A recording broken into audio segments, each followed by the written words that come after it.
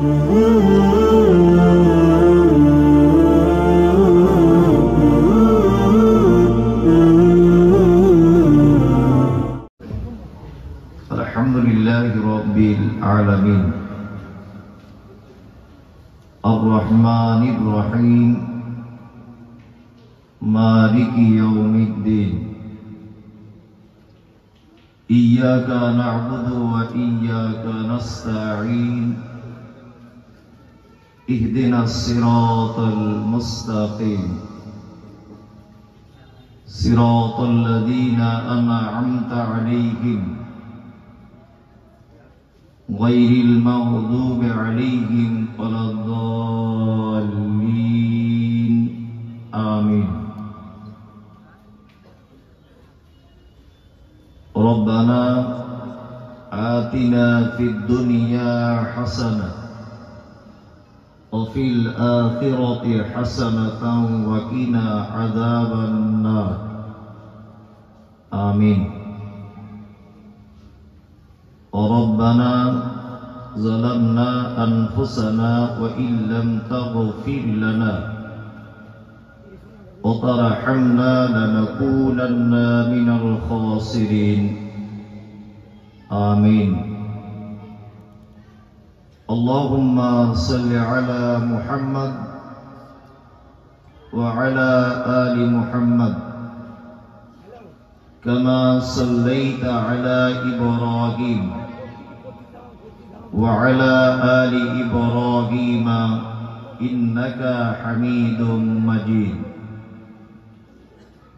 Allahumma barik ala Muhammadin wa ala ali Muhammad kama barakta ala Ibrahim wa ala ali Ibrahim innaka Hamidum Majid. Amin. Rabbi shrah li sadri wa yassir li amri wahlul 'uqdatam min lisani yafqahu qawli. Rabbi zidni ilma. Wa qala Allah ta'ala a'udzu billahi minasy syaithanir rajim. Man 'amila salihan min dzakarin aw unsa wa huwa mu'minun falanuhyiyannahu hayatan thayyibatan wa lanajziyannahum ajrahum bi ahsani ma kanu ya'malun. An Aisyah radhiyallahu ta'ala anha qalat qala an-nabiy sallallahu alaihi wasallam man 'amila amalan laysa 'alaihi amruna fahuwa raddun. আজকের এই মহতী জলসার সুযোগ্য নির্বাচিত যোগ্যতম সভাপতি, উপস্থিত আমন্ত্রিত ওলামায়ে কেরাম, বিজ্ঞাপিত অবিজ্ঞাপিত আজকের জলসার অতিথিবৃন্দ, শ্রোতা হিসেবে যারা এসেছেন, চলে গেছেন, আসছেন, নারী পুরুষ আবাল বৃদ্ধ বনিতা নির্বিশেষে সকলকে জানাচ্ছি আন্তরিক শুভেচ্ছা, ভালোবাসা, প্রেম, মোবারকবাদ, ধন্যবাদ, সাধুবাদ, স্নেহাশী যথাক্রমে শ্রেণীগতভাবে। আলহামদুলিল্লাহ, এতক্ষণ পর্যন্ত আপনারা বিভিন্ন ওলামায়ে কেরামদের কাছ থেকে হাদিস এবং কোরআনের আলোকে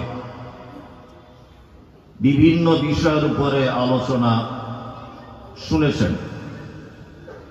আমি এসেছি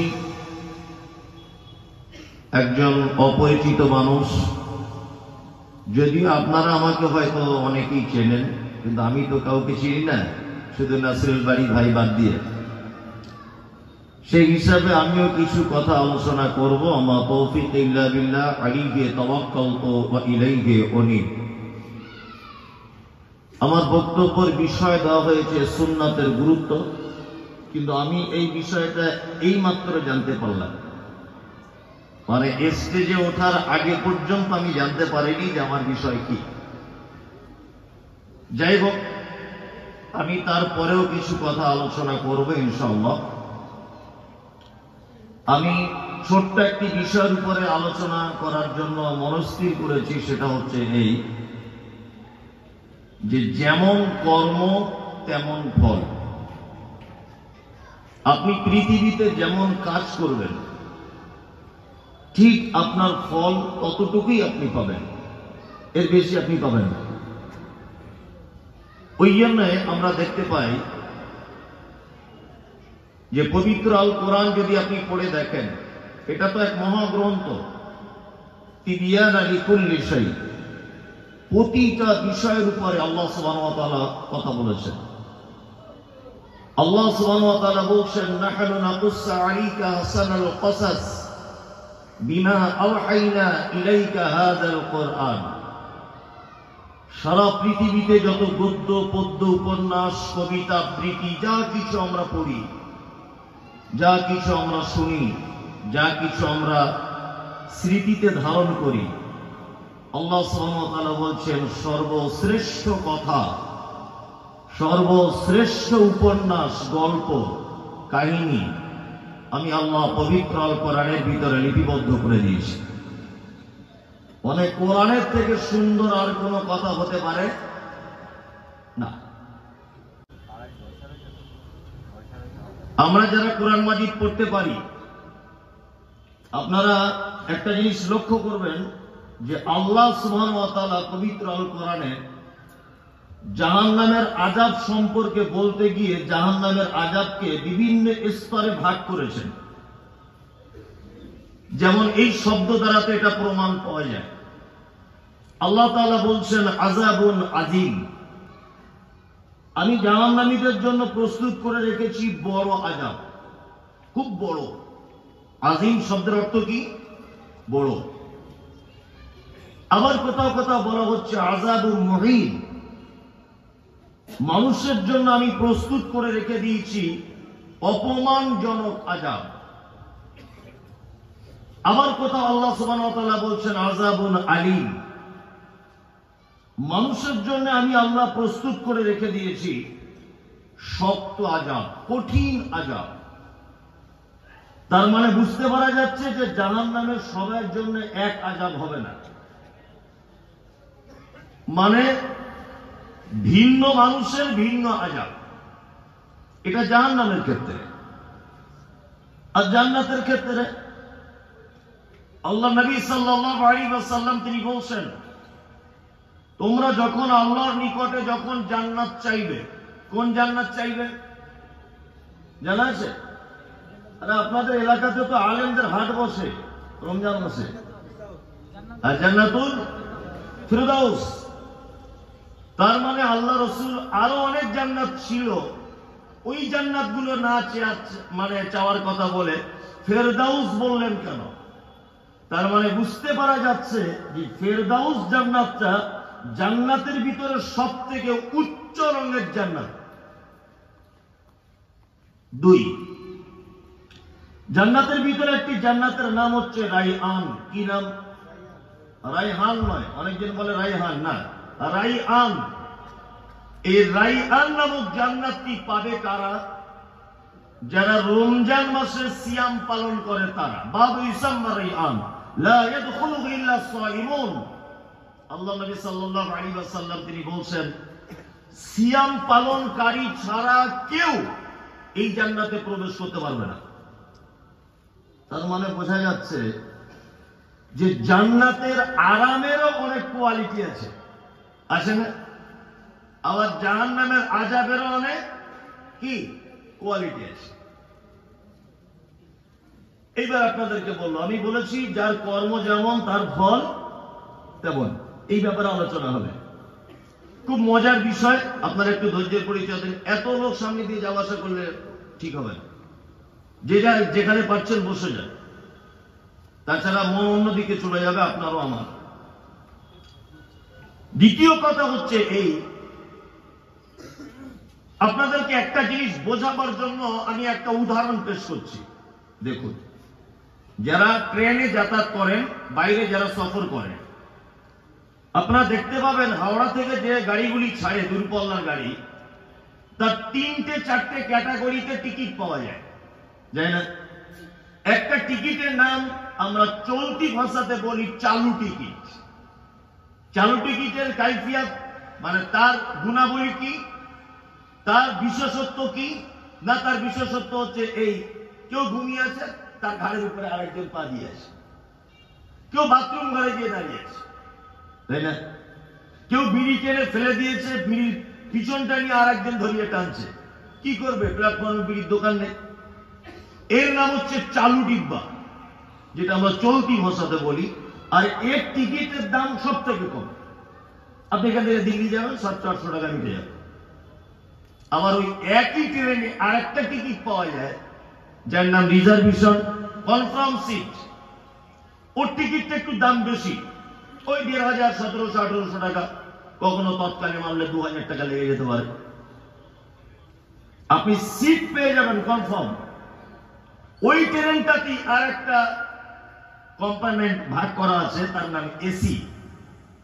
আপনি যদি গরমকালে যান খুব মজায় যাবেন, হালকা হালকা শীত, শীতকালে যদি যান হিটারের হালকা হালকা গরম, মানে খুব মনোরম একটি পরিবেশ, তাই না? ওর টিকিটটা একটু দাম বেশি, 4000-5000ও লাগতে পারে না? একই ড্রাইভার চালাবে, একই প্ল্যাটফর্ম হাওড়া থেকে ছাড়বে, নিউ দিল্লিতে গিয়ে পৌঁছাবে, একই গতিতে গাড়ি চলবে, একই প্ল্যাটফর্মে গাড়ি দাঁড়াবে, সব কিছুই এক, গন্তব্য স্থানও এক, ছাড়ার জায়গাও এক, কিন্তু ভিতরে মজা, আরামের পজিশন আলাদা। 800 টাকার টিকিট গুঁতাগুতি করে যেতে হবে দিল্লি, কেউ 1500 টাকার টিকিট মোটামুটি সিট পেয়ে যাবে, কেউ 2000-3000 টাকা দিয়ে কেটেছে একদম ভিআইপি এসিতে করে যাবে। তার মানে দুনিয়া তো আমরা বুঝতে পারলাম, যার টাকা যেমন তার আরাম তেমন। কি বলছি বুঝতে পারছেন না? যার টাকা যেমন তার আরামের কোয়ালিটি তেমন। ঠিক এইরকম আপনাকে বোঝানো যেতে পারে, এখানে আপনার আমলের কোয়ালিটি যেমন, জান্নাতের আরাম ঠিক তেমন। নাম্বার 2, পাপকে অনেক স্তরে ভাগ করা হয়েছে। বড় আযাব, কঠিন আযাব, লজ্জাজনক আযাব। পৃথিবীতে আমরা পাপকে অনেক ভাগে বিভক্ত করতে পারি এইভাবে। কিভাবে করতে পারি? কিছু পাপ আছে যে পাপগুলো করলে দেখবেন মানুষ তৃপ্তি পায়, সাংঘাতিক তৃপ্তি। যদি বলেন পাপ করলে তৃপ্তি হয়, আচ্ছা বলুন তো, পাপ করার পরে কেউ তৃপ্তি বোধ করে? জি, আজকে খুব একটা ভালো কাজ করলাম, কারো মনে হয় এটা? হয় না তো? হয়। আপনি নতুন বিয়ে করেছেন, আপনার শাড়িকে নিয়ে সিনেমা দেখতে গেছেন, হলের লাইট সব অফ, 3 ঘন্টা সিনেমা চলবে, আপনার গায়ে গা লাগিয়ে আপনার শাড়ি 17 বছরের অবসর আছে। আচ্ছা বলুন তো, মনের দিক দিয়ে শান্তি হবে কি হবে না? যে অনেকদিন পরে একটা কাজ পেয়েছি, আমি বউ তো নেই, শাড়িকে নিয়ে সিনেমা দেখছি, এটা একটা মনের দিক দিয়ে তৃপ্তি, তৃপ্তি নয়? আচ্ছা বলুন তো, এটা তৃপ্তি হলো, এটা গোনা হলো না নাকি হলো? গোনা। তাহলে তৃপ্তিও পেলেন, গোনাও হলো। আরেকটা পাপ আছে যে পাপ করলে পরিশ্রম করতে হয়, কঠিন পরিশ্রম, মানে পরিশ্রমের শেষ নেই। কি দেখবেন যে আপনি পাশের গ্রামের একটা লোকে 2 বস্তা ধান চুরি করেছেন, রাতের বেলা ধরে না, তা ধানটা চুরি করে সাইকেলের মাঝখানে একটা ধানের বস্তা দিয়েছেন, একটা পিছনে নিয়ে ঠেলে ঠেলে আসছেন, কাদামাটি রাস্তা, ঠিক রাস্তার আর আপনার গ্রামের মাঝখানে সাইকেলের সামনের চাকা পাংচার, হাওয়া নেই। আচ্ছা বলুন তো, 2 বস্তা চাউল বা ধান ঠেলে ঠেলে আপনার বাড়ি পর্যন্ত আনতে কষ্ট হবে কি হবে না? হ্যাঁ, সাইকেল ফেলে দিয়ে আসতে পারছেন না, ধান ফেলে দিয়ে আসতে পারছেন না, আবার সকাল হয়ে গেলে ধরে লোক মারবে চোর বলে। আর এক সমস্যা, আপনার বাড়ি পর্যন্ত এই পাংচারওয়ালা সাইকেলে 1 কুইন্টাল মাল চাপানো থাকলে ঠেলে আনতে কষ্ট হবে কি হবে না? গা দিয়ে ঘাম ঝরবে না? আচ্ছা বলুন তো, এটা নেকি না পাপ? আর চুরি কি পাপ? তাহলে পাপও হলো, ঘামও ঝরলো, তাই না? আর একটা পাপ আছে যেটা আমরা নর্মাল বিষয় মনে করি, কিছু মনেই করি না। একটা লোক হঠাৎ করে একটা বুলেট মোটর সাইকেল কিনেছে, ও চাচ্ছে। তার একটা লোক চায়ের দোকানে বসে বলছে, কি ব্যাপার, আমাদের আব্দুল্লাহ বুলেট কিনলো। ও তখন বলছে সে হায়দ্রাবাদের পার্টিকে মাল দিয়েছিল, বাচ্চাদের জামা দিয়েছিল, ও 13-14 লাখ টাকা ঝেড়ে দিয়েছে। তুমি শোনোনি? বলছে না, শুনিনি। ও ঝেড়েছে তোমার বাপ দেখতে গিয়েছিল, তুমি আন্দাজে বলতে গেলে কেন? হ্যাঁ, ও রাস্তার ধারে মেন ফন্ডে 2 শতক জমি কিনেছে 1.5 কোটি টাকা দিয়ে। তার একজন চায়ের দোকানে বসে কমেন্ট করছে, আরে ও কি আর এমনি জমি কিনেছে? বাংলাদেশের 3টে পার্টির টাকা ঝেড়ে দিয়েছে। ওই টাকা কি তোমার অ্যাকাউন্টে ঢুকেছিল? হ্যাঁ, এগুলো আমরা বলি, সমালোচনা, পরনিন্দা করি, কিন্তু এগুলো যে মারাত্মক পাপ, এগুলো আমরা কোনোদিন ভাবি না। কোনোদিন ভাবি বলুন? ভাবি না। তার মানে এখানে আপনার পাপের কোয়ালিটি ঠিক যেমন, ওখানে আযাবের কোয়ালিটি কি ঠিক তেমন। তাহলে আপনাকে একটা ধারণা দিলাম আমি, এখানে যেমন কাজ ওখানে তেমন কি ফল, তাই তো? সেটা আযাব হোক আর জান্নাতে সুখ হোক বা শান্তি হোক। এইবার আমি পবিত্র আল কোরআনে সূরা আন-নাহল আয়াত নাম্বার 97, প্রয়োজন মতো আরো কিছু আয়াত এবং সহিহ হাদিস আপনাদের সামনে উপস্থাপন করার চেষ্টা করব আমার ক্লান্ত কণ্ঠে। আল্লাহ সুবহানাহু ওয়া তাআলা বলছেন, মান আমিলা সালিহান মিন যাকারিন আও উনসা ওয়া হুয়া মুমিনুন।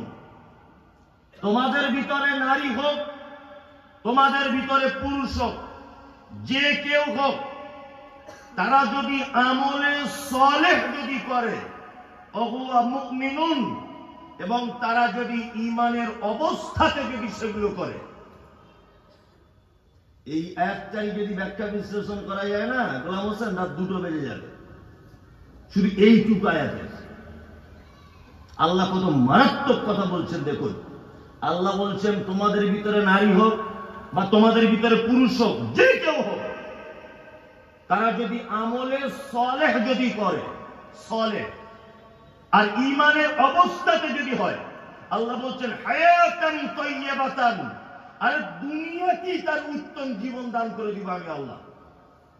আখিরাতে তো যা দিব, দুনিয়াতেই উত্তম জীবন দান করে দিব। এবার একটা কথা বলি,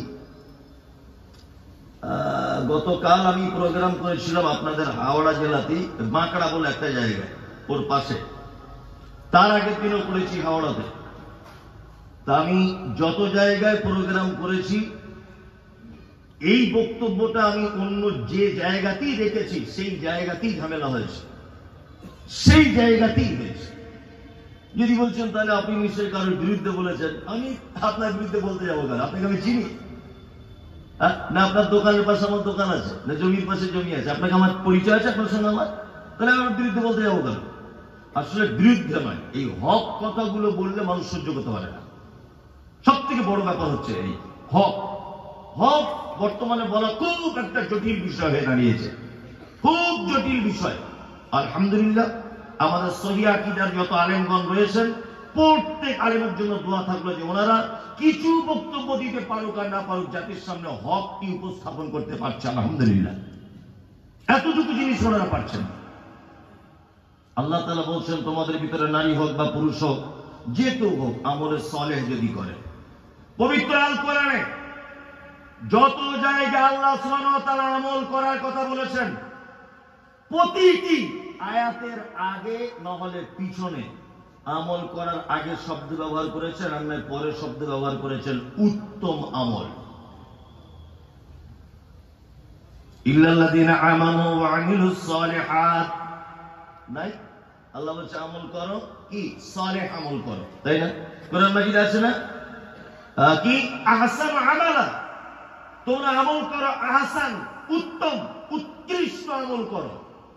তার মানে আল্লাহ যখন বারবার আমলের ব্যাপারে, তার করার ব্যাপারে আমলের আগে বা পরে শব্দ ব্যবহার করছে উৎকৃষ্ট, খুব ভালো, উত্তম আমল করো, তার মানে বুঝে নিতে হবে আমাদের দেশে আজও পর্যন্ত অসংখ্য ভেজাল আমল আছে, তাই না? একটা জ্বলন্ত প্রমাণ আপনাকে দেখাই। এটা একটা পানির বোতল ধরে নেন। এই পানির বোতলের কোন একটা জায়গাতে কোম্পানি লিখেছে যে আমার এই মালটা 100% খাঁটি। কোন একটা প্রোডাক্ট, এটা পানি নয়, ধরে নেন কোন একটা প্রোডাক্ট, কোম্পানি লিখেছে কি 100% খাঁটি। আচ্ছা বলুন, এই কোম্পানি লিখলো কেন যে 100% খাঁটি? এই কারণে লিখেছে একই প্রোডাক্ট অন্য কোম্পানিতে ভেজাল ধরা পড়েছে, সেই ভয়ে এই কোম্পানি তার মালের নিজে সার্টিফিকেট দিয়েছে আমার মাল 100% খাঁটি, তাই না? তা আল্লাহ সুবহানাহু ওয়া তাআলা ডাইরেক্ট বলে দিতে পারতেন তোমরা আমল করো, তোমরা আমল করো, তোমরা আমল করো, এই কথা বলতে পারতেন। কিন্তু আল্লাহ সুবহানাহু ওয়া তাআলা বলছে হাসানু আমালা ওয়া আমিলুস সালিহাত। যেখানেই আমলের কথা আল্লাহ তাআলা বলছেন সেখানেই আগে এবং পিছনের শব্দ ব্যবহার করছেন উত্তম আমল করো। তার মানে সব আমল উত্তম নয়, সব আমল কি উত্তম নয়, তাই না? আমার খুব বড় দুঃখ লাগে, খুব। আচ্ছা বলুন তো, আমাদের আমলের মানদণ্ডটা কোন জিনিসের উপরে নির্ভর করবে? আপনি একটা কাজ করছেন, এই কাজটা কোন জিনিসের উপরে দাঁড় করিয়ে, কোন পাল্লাতে ওজন করে আপনি বুঝতে পারবেন যে এই আমলটা সঠিক? কি বলুন, জানা আছে? কি বলুন, আমি আপনাকে মারবো না, বলুন না। কোরআন, ইয়েস, ও ঠিক বলেছে, কোরআন আর সুন্নাহ অনুযায়ী, তাই না? কিন্তু আমরা কি দিয়ে ওজন করি? হুজুর দিয়ে ওজন করি, বড় হুজুর, মেজ হুজুর, এদেরকে দিয়ে ওজন করি। আমি বারবার একটা কথা বলছি, এটা আল্লাহর নবী বলেছেন, আর ও বারবার বলছি এটা ইমাম আবু হানিফা বলেছে। বারবার আমরা বলছি এটা আল্লাহ রাসূল বলেছেন, ও বারবার এই কথা বলছেন এটা আমাদের বড় পীর সাহেব বলেছেন। তোমার পীর সাহেবের 10 পয়সা দাম আছে? দাম আছে তোমার পীর সাহেবের 10 পয়সা? কোনো দাম নেই। অথচ আল্লাহ সুবহানাহু ওয়া তাআলা বলছেন ওমা আতাকুমুর রাসূল ফাখুযুহু ওমা নাহাকুম আনহু ফান্তাহু। আমার নবী যেটা দেয় ওটা গ্রহণ করো, আমার নবী যেটা নিষেধ করে তোমরা তার থেকে কি দূরে চলে এসো, তাই না? তাহলে আমাদের ভালো কাজ এবং মন্দ কাজের মানদণ্ড হবে কোনটি? সহিহ হাদিস আর কি কোরআন, তাই না? কত যে ভুয়ো আমল আমাদের সমাজে চলছে, আপনাকে দুটো একটা দেখাই, দুটো একটা দেখুন, খুব মজা লেগে যাবে। শবে বরাতের দিন খালা হালুয়া করেছে। খালা, কি ব্যাপার তুমি হালুয়া করলে কেন? তোমার মা করেনি? আমার মা তো করেনি। বলছি খালা করলে কেন? বলছে ও তুমি তো সে মুমতাজুল ইসলাম, তুমি তো ইহুদিদের দালাল, তুমি তো সে নবী মানো না, বড় পীর সাহেবকে মানো না, তো তুমি কাউকে মানি না, আমার তো তুমি ইহুদিদের আমেরিকার টাকা খাও, এইসব বলে মানুষের মাথাতে গোবর ঢুকিয়ে দিয়েছে। সহিহ আকীদার আলেমদের ব্যাপারে কে? নাসরুল বাড়ি, ও তো আমেরিকার টাকা খায়, ও তো আহলে হাদিস, আলাদা দল করে। মানে আমাদের ব্যাপারে মানুষের মনে একটা গোবর ঢুকিয়ে দিয়েছে যে আহলে হাদিস মানে ইহুদি, আহলে হাদিস মানে আলাদা দল, আহলে হাদিস মানে আমেরিকার ডলার খায়, আহলে হাদিস মানে অমুক তমুক, এটা একটা ভরে দিয়েছে মাথাতে। কি বললাম বুঝলেন? খালা তুমি যে হালুয়া করলে কেন করলে? তা বলছি তুমি জানো না নবীজি দাঁত ভেঙে দিয়েছিল, শক্ত জিনিস খেতে পারিনি ওই জন্য। বাহ, তাহলে তুমি নবীকে খুব ভালোবাসো না? বলছি নবীকে ভালোবাসি মানে আমার সব থেকে বেশি নবীকে ভালোবাসি। আচ্ছা ওই জন্য হালুয়া করেছো? হ্যাঁ ওই জন্য হালুয়া করেছি। আচ্ছা আপনাকে একটা কথা জিজ্ঞেস করছি, হালুয়া করে শবে বরাত করে কোন মাসে? আরবি জানা আছে? কোন মাসে? শাবান মাসে। শাবান মাসের কত তারিখে? 15 তারিখে। হালুয়া, রুটি, গোস্ত, বিরিয়ানি সব করে না? করে। 15 তারিখে হালুয়া করেছে, নবী দাঁত ভেঙেছে বলে। মজার বিষয় জেনে নেন। আচ্ছা বলুন তো, এখন আমার ছেলে যদি বলে আব্বা তুমি আর মা যেদিন বিয়ে করেছিলেন না সেদিন আমি তোমাদের বরযাত্রী গিয়েছিলাম, আচ্ছা এই কথা বিশ্বাস হয়? তোর মাকে বিয়ে করব, তারপরে তো তুই মায়ের পেটে আসবি, তারপরে তুই পৃথিবীতে আসবি তুই। অথচ আমার ছেলে বলছে আব্বু তুমি আর মা বিয়ে করে আসছিলে গলায় মালা দিয়ে ট্যাক্সি করে, আর তোমাদের দুজনের মাঝখানে আমি বসে দিলাম, মনে আছে তোমাদের? আচ্ছা এই কথা চলে? চলে বলুন? চলে না। কত বড় প্রতারক, কত বড় মিথ্যুক, কত বড় জাহেল, কত বড় মূর্খ না বলে এই আমলের সাপোর্ট করে হুজুর। আশ্চর্য ব্যাপার। শাবানের 15 তারিখে খালা হালুয়া করেছে। শাবান মাস পূর্ণ হতে বাকি 15 দিন। শাবানের পরের মাস নাম হচ্ছে রমজান, রমজানের 30 দিন। তাহলে শাবানের 15, রমজানের 30 হলো 45 দিন, তাই তো? রমজানের পরের মাসটা কি আরবি? শাওয়াল। যে মাসের 1 তারিখে ফাঁকা আসমানের দিকে তাকিয়ে আমরা ছোট্ট একটি চাঁদের ফালি দেখে ঈদের ময়দানে যাই, এর নাম শাওয়াল মাস, তাই তো?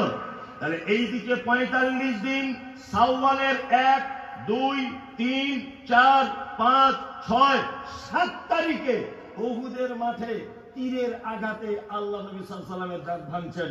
তার মানে খালা হালুয়া করার 1 মাস 22 দিন পর উহুদের ময়দানে আল্লাহ নবী দাঁত ভেঙেছে। এ খালা এত বড় শয়তান, দাঁত ভাঙার 1 মাস 22 দিন আগে হালুয়া করেছে। এত বড় শয়তান, বোঝাতে পেরেছি ব্যাপারটা? তার মানে এই আমলটার সঙ্গে দাঁত ভাঙার কোন সম্পর্ক কি নাই, কোন সম্পর্ক নাই।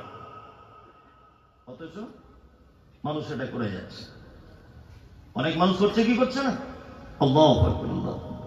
আর এদের সামনে যখন আপনি উচিত কথা বলবেন, বলবে মমতাজুল ইসলাম আলাদা দল করে। কি বললাম বুঝলেন? আমি মাঝে সাঝে অবাক হই, সবাইকে পরিবর্তন করা যাচ্ছে, হুজুরকে পরিবর্তন করা যাচ্ছে না। আম লোককে তবু বোঝানো যাচ্ছে, হুজুরকে বোঝানো যায় না। মানে এমন করে মাথায় গোবর ভরে দিয়েছে। একটা লোক গরু চেনে না, বুঝলেন? গরু চেনে না। ও গরু, ওর খুব ইচ্ছা হয়েছে একটু খাঁটি গরুর দুধ পান করবে। তার একটা লোকের সঙ্গে পরামর্শ করছে পাড়ায়, যে ভাই আমি তো আমেরিকায় থাকতাম, আল্লাহ তো আমাকে টাকা পয়সা কম দেয়নি, একটা গরু কিনবো ভাবছি দুধ খাওয়ার জন্য। পাড়া গ্রামের ভাষায় কথা বলছে, দুধ খাবো, একটু গরু কিনবো। তখন এই লোকটা পরামর্শ দিচ্ছে, তুই তো গরু চিনিস না, এক কাজ করবি, গরু হাটে গেলে অন্তত পক্ষে একবার লেজ তুলে দেখিস কি গরু কিনছিস, এটা দেখিস একবার। কি বললাম বুঝলেন? আরো গরু হাটে গেছে, ওর এখন একটা এড়ে গরু ঠিক নাদুস নুদুস ওইটা চোখে ধরেছে। এটা গল্প নয়, এর ভিতরে জ্ঞান আছে মারাত্মক। নে গরুর মালিককে জিজ্ঞেস করছে, ভাই কেমন দুধ হয়? মালিক দেখছে একটা কাস্টমার পেয়েছি, এবার একদম গাধার বেটা গাধা, তো গরুই চেনে না। হ্যাঁ, কোনটা এরিয়ার কোনটা দুধওয়ালা গরুতে তাও বুঝে না।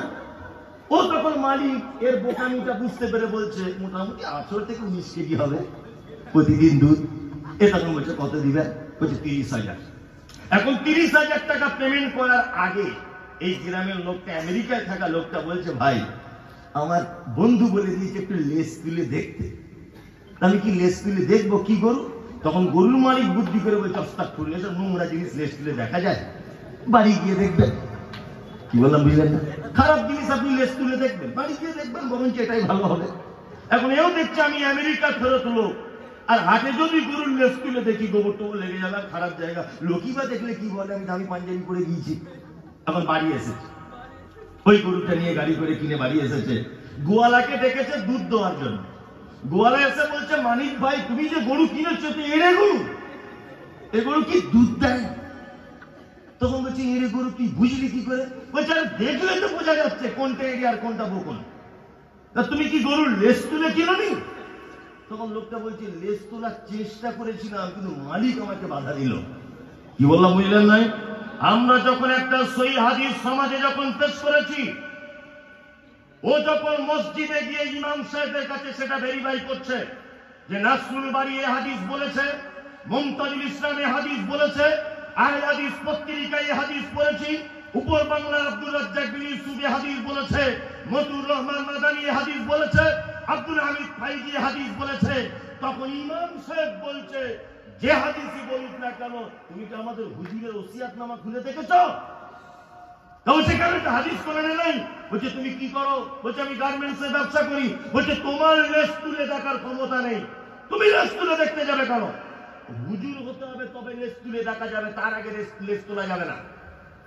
মানে মাথাতে গোবর ঢুকিয়ে দিয়েছে, বাংলা কোরআন পড়া যাবে না, বাংলা হাদিস পড়া যাবে না, সব আরবিতে পড়তে হবে, তাছাড়া তুমি তো সব সত্য মিথ্যা বুঝে ফেলবে।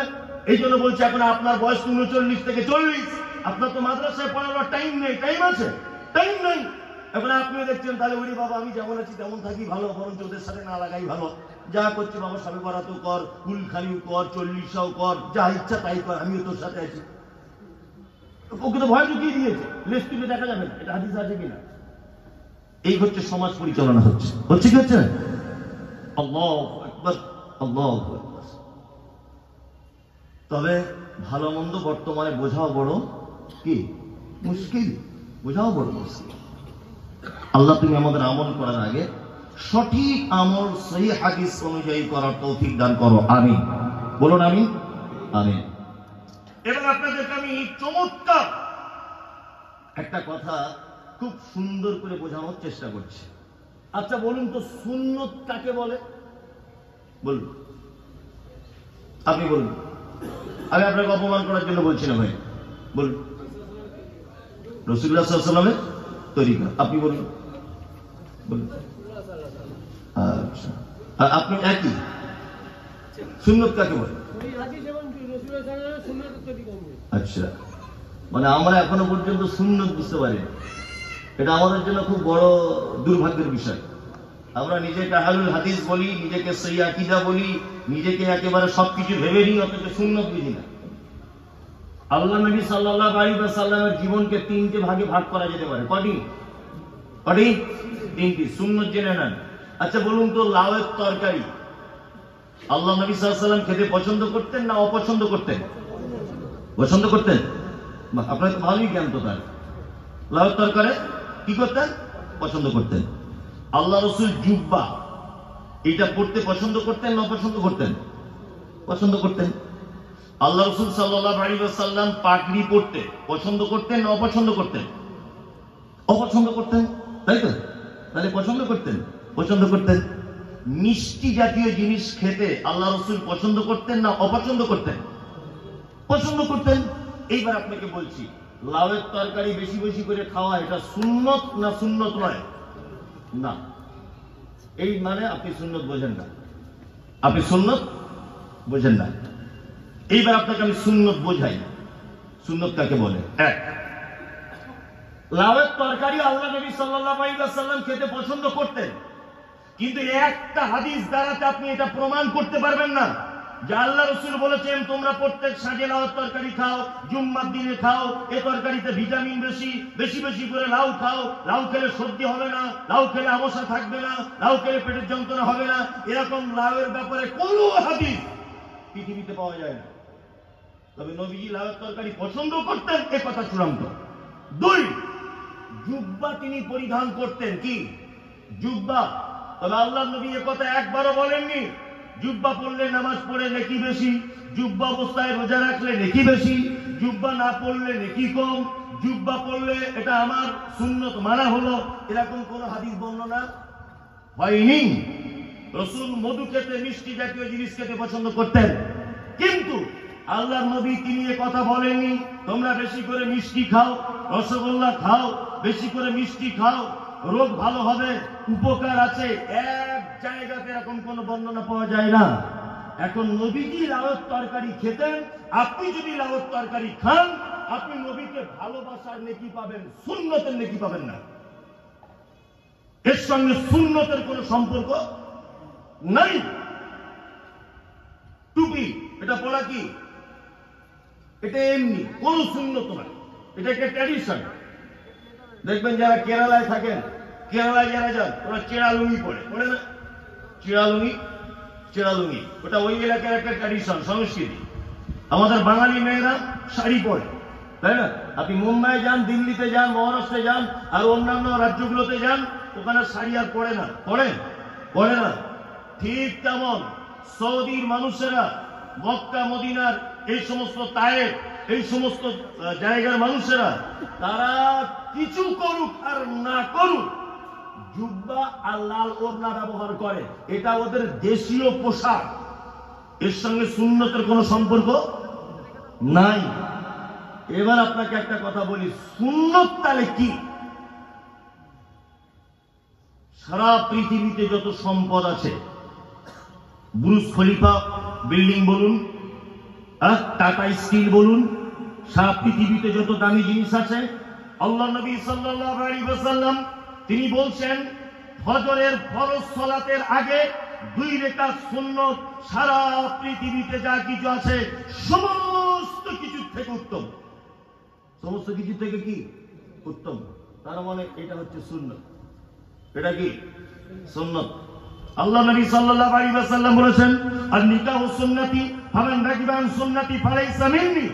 বিবাহ করা হচ্ছে আমার সুন্নত। কোন মানুষের যৌবন আছে, কোন মানুষের টাকা আছে, কোন মানুষের ক্ষমতা আছে, কোন মানুষের ঘর বাড়ি আছে, কিন্তু ইচ্ছা করে সে বিবাহ শাদী করলো না, নবীজি বলছেন সে আমার উম্মতি নয়। তার মানে বিবাহ করাটা সুন্নত, কারণ এর ব্যাপারে আল্লাহ রাসূল কড়া কথা বলেছেন। 2, 3 মিসওয়াক। মিসওয়াক বুঝেন? মিসওয়াক দাঁতন। আল্লাহর নবী কি বলছেন? নবীজি বলছেন আমার উম্মতের জন্য যদি কষ্ট না হতো, ভারী যদি না মনে করতাম, প্রতিটা সালাতের পূর্বে মানুষদেরকে আদেশ দিতাম যে তারা যেন মিসওয়াক করে মসজিদে যায়, কিন্তু উম্মতের জন্য এটা কঠিন হয়ে যাবে। তার মানে মিসওয়াকের ব্যাপারে আল্লাহ রাসূল সাল্লাল্লাহু আলাইহি ওয়াসাল্লাম ভারী কথা বলেছেন, তার মানে এটা সুন্নাত।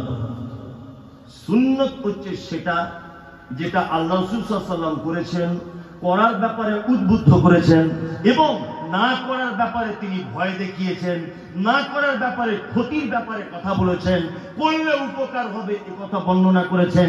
এটা কি কি সুন্নাত। আর একটা জিনিস আছে যেটা নবীজির জন্য খাস। নবীজির জন্য কি খাস? আল্লাহ রাসূল 11টা বিয়ে করেছিলেন, আপনি এখন করতে পারবেন? আল্লাহ রাসূল এক রাত্রিতে মিরাজ থেকে ঘুরে চলে এসেছিলেন, আপনার পক্ষে সম্ভব? 30 জন পুরুষ মানুষের যৌবনের ক্ষমতা আল্লাহ নবী সাল্লাল্লাহু আলাইহি সাল্লামকে দেওয়া হয়েছিল। আপনার 30 জন পুরুষের ক্ষমতা আছে? নাই। এটা নবীজির জন্য খাস। তাহলে আমরা সুন্নত একটা জিনিস বুঝে গেলাম, তাই তো? এইবার আপনাদেরকে বলছি, প্রতিটা আমল করার আগে আয়েশা রাদিয়াল্লাহু তাআলা আনহার একটি হাদিস রয়েছে। আয়েশা রাদিয়াল্লাহু তাআলা আনহা তিনি বলেন, আল্লাহ নবী সাল্লাল্লাহু আলাইহি ওয়াসাল্লাম তিনি বলেছেন, মান আমিলা আমালান লাইসা আলাইহি আমরুনা ফাহুয়া রাদ্দুন। মানুষ যদি কোনো আমল করে আর ওই আমলে যদি আমার পক্ষ থেকে যদি কোনো আদেশ যদি না থাকে, আমার পক্ষ থেকে যদি কোনো প্রমাণ না যদি পাওয়া যায়, ফাহুয়া রাদ্দুন, অবশ্যই সে আমল বাতিল। আল্লাহ কোরআনের ভিতরে বলছেন, আমিলাতুন নাসিবাত তাসলা নারান হামিয়া।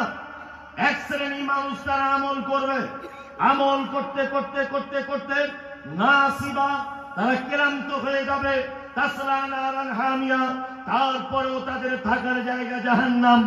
এরা কারা? এরা কারা?